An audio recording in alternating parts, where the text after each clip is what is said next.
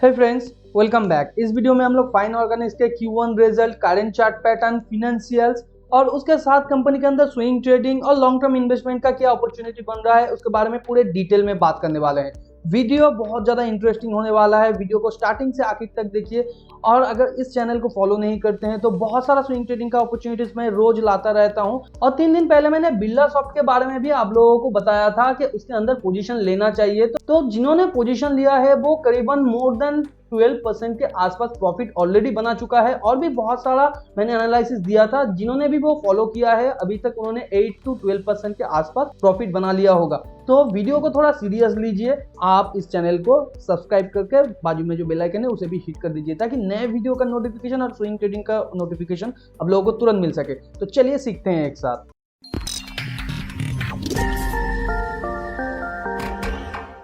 तो फर्स्ट हम लोग Q1Q रिजल्ट के बारे में थोड़ा समझ लेते हैं। यहाँ पे कंपनी का जो क्वार्टर ऑन क्वार्टर रेवेन्यू है वो पिछले क्वार्टर से 7% के आसपास गिर गया है। उसके साथ ऑपरेटिंग एक्सपेंसेस यहाँ पे बढ़ गया है और यहाँ पे ऑपरेटिंग प्रॉफिट कम हो गया है, ऑपरेटिंग प्रॉफिट मार्जिन भी कम हो गया है। कंपनी का इंटरेस्ट पेबल उतना ज्यादा नहीं है, जो क्वार्टर ऑन क्वार्टर घटा भी है, ये एक अच्छा बात है। मगर यहाँ पे क्वार्टर ऑन क्वार्टर जो नेट प्रॉफिट है वो भी यहाँ पे गिर गया है। और अगर पिछले साल के जून क्वार्टर के बारे में बात करें तो इस साल का जून क्वार्टर पिछले साल के हिसाब से काफी खराब रहा है। और यहाँ पे जो ऑपरेटिंग प्रॉफिट है वो भी यहाँ पे कम है और उसके साथ साथ यहाँ पे नेट प्रॉफिट भी कम है। तो कंपनी के अंदर जो इतना खराब रिजल्ट आया है उसका कुछ एक्सप्लेनेशन कंपनी ने दिया है, जो यहाँ पे कॉन कॉल में हाईलाइट किया है कंपनी ने कि ये जो कम आया है रेवेन्यू और जो नेट प्रॉफिट वो रॉ मटेरियल्स का जो प्राइस है वो बढ़ने से हुआ है।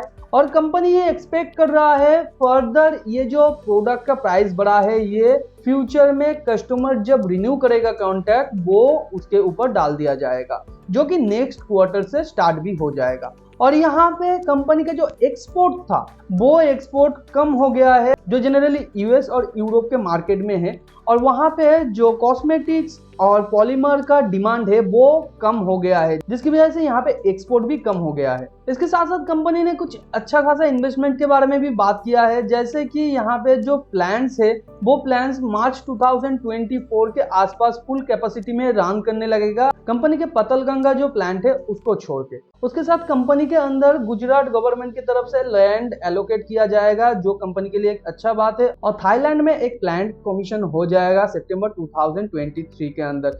मैनेजमेंट ने ये गाइड किया है कि जो एबिट का मार्जिन है वो अगले आने वाले क्वार्टर्स में 18 to 20% के आसपास रहने वाला है, जो एक मॉडरेट पोजीशन है। क्योंकि अगर कंपनी का प्रीवियस यहाँ पे हम लोग ऑपरेटिंग प्रॉफिट मार्जिन देखें तो यहाँ पे हम लोग देख सकते हैं 21, 33, 25 और इससे भी कम हो सकता है, कंपनी ने गाइड किया है। तो आने वाले क्वार्टर्स में उतना ज़्यादा इंप्रेसिव रिजल्ट हम लोगों को नहीं देखने को मिल सकता है और आने वाले सालों में शायद ये धीरे धीरे रिकवरी के केस में जा सकता है। तो ये बात करते हैं कंपनी के करंट बैलेंस शीट के बारे में। कंपनी का जो करंट बैलेंस शीट है वो काफ़ी स्टेबल है। तो यहाँ पे इक्विटी शेयर कैपिटल कंपनी भी बढ़ा नहीं रहा है और उसके साथ साथ reserve and surplus each and every year company बहुत ही अच्छे तरीके से ग्रो कर रहा है। लॉन्ग टर्म जो बोरोइंग था वो कंपनी ने खत्म कर दिया है यहाँ पे, और टोटल जो लॉन्ग टर्म लाइबिलिटीज है वो 0.82 करोड़ यानी 82 लाख के आसपास है।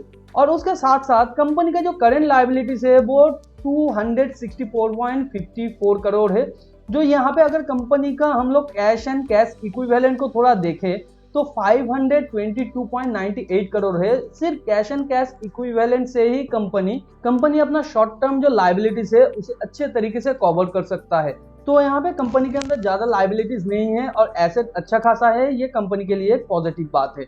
अभी कंपनी के करंट चार्ट पैटर्न को हम लोग थोड़ा समझने की कोशिश करते हैं। तो करंट चार्ट पैटर्न में हम लोग देख सकते हैं पिछले साल के अक्टूबर से ही जब इसका रिजल्ट खराब होना स्टार्ट हुआ था, यानी सितंबर के क्वार्टर में ये अच्छा खासा रिजल्ट पोस्ट किया था। उसके बाद जो प्रोडक्ट का डिमांड है वो धीरे धीरे स्लो होने से मार्केट यहाँ पे गिर रहा था और ये एक बेयर वेज की तरह यहाँ पे गिरता हुआ नीचे आ रहा था और अपने 3 स्पाइक कंप्लीट करने के बाद अभी यहाँ पे फ्लोट कर रहा है, जो करीबन डबल बॉटम के आसपास है एक हायर लो के साथ। तो यहाँ पे कंपनी थर्ड क्वार्टर में भी कोई अच्छा रिजल्ट शो नहीं कर पाया, जिसकी वजह से यहाँ पे कोई भी प्राइस में इंप्रूवमेंट नहीं दिखाई दे रहा है। हालांकि यहाँ पे अगर हम लोग कंपनी के प्रीवियस चार्ट को थोड़ा देखें तो यहाँ पे हम लोग ये भी देख सकते हैं कंपनी का शेयर बहुत दिनों से एक लॉन्ग टर्म ट्रेंड में था, जो बुल ट्रेंड है, और उसके साथ साथ ये एक चैनल के दौरान मूव कर रहा था। तो अभी भी ये एक लॉन्ग टर्म बुल ट्रेंड के अंदर ही है, ये सिर्फ एक पुल बैक है इसका। तो आने वाले टाइम पे धीरे धीरे जैसे कंपनी का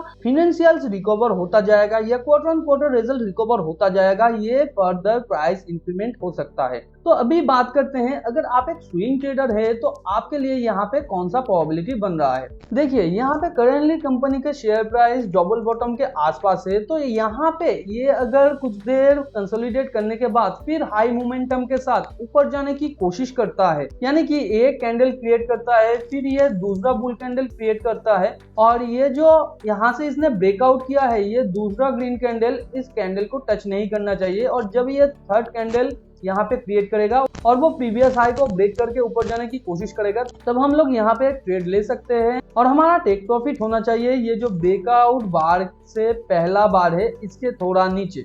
मगर यहाँ पे करेंटली स्विंग ट्रेडिंग का कोई भी अपॉर्चुनिटी नहीं है। अगर आप एक लॉन्ग टर्म इन्वेस्टर हैं तो अभी आपके लिए बात करते हैं, अगर कंपनी के आप क्वार्टर रिजल्ट को छोड़ के थोड़ा एनुअल रिजल्ट के ऊपर ध्यान दें तो यहाँ पे आप देख सकते हैं पिछले 10 सालों से भी ऊपर कंपनी ने कॉन्सिस्टेंटली अपना जो रेवेन्यू है वो ग्रो किया है। 42.9% CAGR के साथ ये 3 साल में ग्रो कर रहा है और CAGR 5 ईयर्स में ये 21.8% से ग्रो कर रहा है। तो ये काफी ज्यादा इंप्रेसिव नंबर है। उसके साथ साथ ऑपरेटिंग एक्सपेंसेस भी ये मैनेज कर पा रहा है जो कि रेवेन्यू से थोड़ा कम है। यहाँ पे ऑपरेटिंग प्रॉफिट रेवेन्यू से भी ज्यादा ग्रो कर रहा है, ऑपरेटिंग प्रॉफिट मार्जिन भी। और उसके साथ साथ एनुअल इंटरेस्ट वो कंपनी ने करीबन हाफ के आसपास लाके रख दिया है पिछले 10 सालों में। और यहाँ पे नेट प्रॉफिट जो है वो each and every year company बढ़ा पा रहा है, वो रेवेन्यू से भी ज्यादा परसेंटेज में यहाँ पे बढ़ रहा है। तो करेंट ईयर में अगर कोई रिजल्ट खराब आता है स्लो डिमांड की वजह से, तो हम लोग मैनेजमेंट को यहाँ पे दोष नहीं दे सकते। तो यहाँ पे अगर आप एक लॉन्ग टर्म इन्वेस्टर हैं तो आपको बहुत ही अच्छा खासा वैल्यू मिल रहा है यहाँ पे कंपनी को एक राइट प्राइस पे खरीदने के लिए। हालांकि अभी भी कंपनी का जो वैल्यूएशन है वो बहुत ज़्यादा एक्सपेंसिव है, मगर यहाँ पे एक अच्छा खासा कंपनी ने डीप दिया है और आपके लिए बाइंग का एक अपॉर्चुनिटी हो सकता है। मगर बाइंग धीरे धीरे होना चाहिए, क्योंकि कंपनी का फिनेंशियल्स अगर धीरे धीरे अच्छा नहीं होगा तो यहाँ पे कंपनी का प्राइस फर्दर गिर सकता है। तो हम लोग यहाँ पे बेट सिंपली लगाएंगे कंपनी का जो पास्ट परफॉर्मेंस है उसके हिसाब से। पास्ट परफॉर्मेंस कभी भी गारंटी नहीं देता है फ्यूचर को, मगर यहाँ पे कंपनी का जो मैनेजमेंट है वो काफी ज्यादा इंप्रेसिव नंबर शो किया है। तो इससे पता चलता है कंपनी का जो मैनेजमेंट है वो काफी ज्यादा कैपेबल है आगे कंपनी को फर्दर ग्रो करने में। तो अगर आप एक लॉन्ग टर्म इन्वेस्टर हैं, आप यहाँ पे छोटा सा बेट ले सकते हैं और जैसे जैसे धीरे धीरे कंपनी अपना quarter on quarter result improve करता जाएगा, आप अपना इन्वेस्टमेंट अमाउंट बढ़ाते जाएंगे। क्योंकि अभी यहाँ पे डीप है, अभी आपके लिए धीरे धीरे खरीदना सही रहेगा। अगर आपके पास ऑलरेडी शेयर है तो अभी आप इसको होल्ड करके रखिए, बेचिएगा मत, क्योंकि कंपनी के अंदर मेजर कोई भी नेगेटिविटी नहीं है। कंपनी का फाइनेंशियल बहुत ज्यादा स्ट्रांग है, तो कंपनी आगे आने वाले टाइम पे अपना जो फाइनेंशियल्स है वो इंप्रूव करता रहेगा, ये हम लोग आशा करके चल सकते हैं। तो इस तरीके का डिटेल एनालिसिस अगर आप किसी और कंपनी के बारे में चाहते हैं तो नीचे कॉमेंट में आप लिख सकते हैं।